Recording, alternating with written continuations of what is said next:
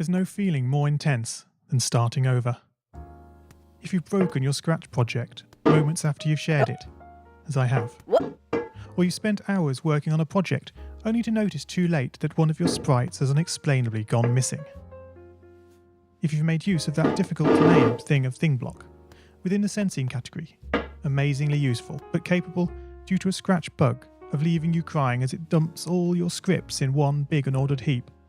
If you've made real progress coding a game over the course of the week, only to come back the next day to discover you weren't even logged in, nothing has been saving. Starting over is harder than starting up. If you're not ready for that, like if you've already had a bad day at school, then what you're about to go through may be too much. Feel free to go away and come back. I'll be here. Alright. Thanks for coming with me on this trip. I'll understand if you need to take a break at any point. Just find a safe place to stop and remember to pause the game by pressing P. On Scratch you can find loads of remixed or reimagined recreations of existing games, and with good reason. George Bernard Shaw said, "Imitation is not just the sincerest form of flattery, it's the sincerest form of learning." This game is a recreation of a game that came out in 2017, titled Getting Over It with Bennett Foddy. That game in turn was a homage to a free game that came out in 2002. Both games involved dragging yourself, using a hammer, up a mountain assembled from assets and objects sourced from many other games. It seems appropriate then that, when trying to recreate Getting Over It in Scratch, that we should construct our mountain from the same assets used in literally millions of Scratch projects, the unmistakable contents of the Scratch costume library. Unlike Unity or Unreal, Scratch does not provide you with a built-in physics or 3D rendering engine. It has no state-of-the-art debugger, you can't even pause your scripts. We are forced to program old school. Our experience capped at 30 frames per second on a 480 by 360 pixel stage. But these very restrictions force us to experiment, to think out of the box, to grow as developers as we become masters of all things Scratch. And let's not forget, what we lack in technology, we make up for in community. This fantastic bunch of budding software engineers, building, learning, creating, playing, remixing, as diverse a group of people as the very Scratch assets we now so skillfully attempt to ascend.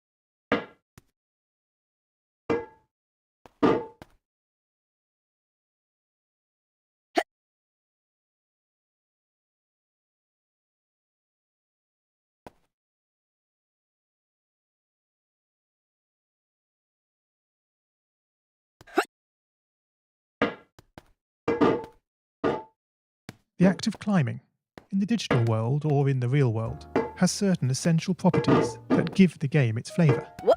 No amount of forward progress is guaranteed. When you start getting over it, you're standing next to a dead tree, which blocks the way to the entire rest of the game. You prod and poke at it, exploring the limits of your reach and strength, trying to find a way up. When starting a new Scratch project, that initial blank slate is both refreshing and at times a little scary. Wouldn't it be great if we could travel forward in time and review our finished projects to see how well they turned out? I certainly wish we could. The real draw of coding, what gives it that special zing, is the challenge of accomplishing something you've never done before.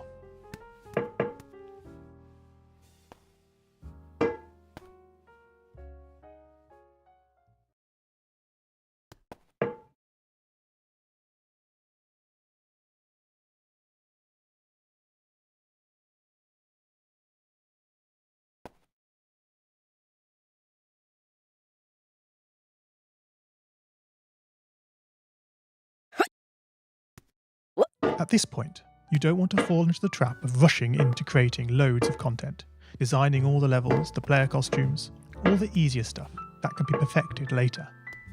No, before all that, you need to prod and poke that tree. That is, understanding the coding difficulties you're expecting to face and try out any ideas to solve them. You may not be able to time travel, but at least this way you can get a good idea of how well your project is likely to go, and potentially save yourself a lot of time.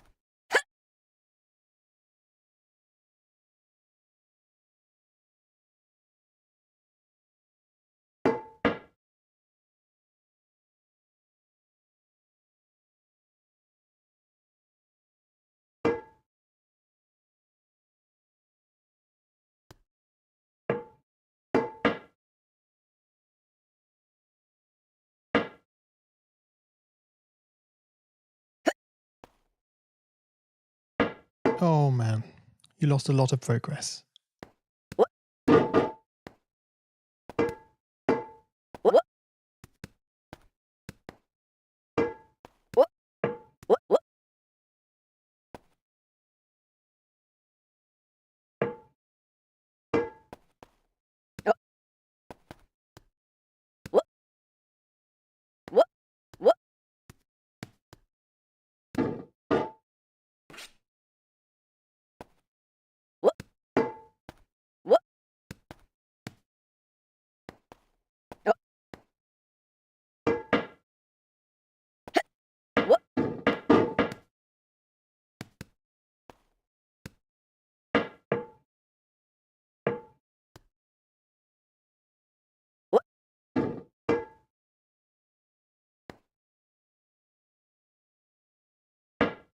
Whoops, oh dear.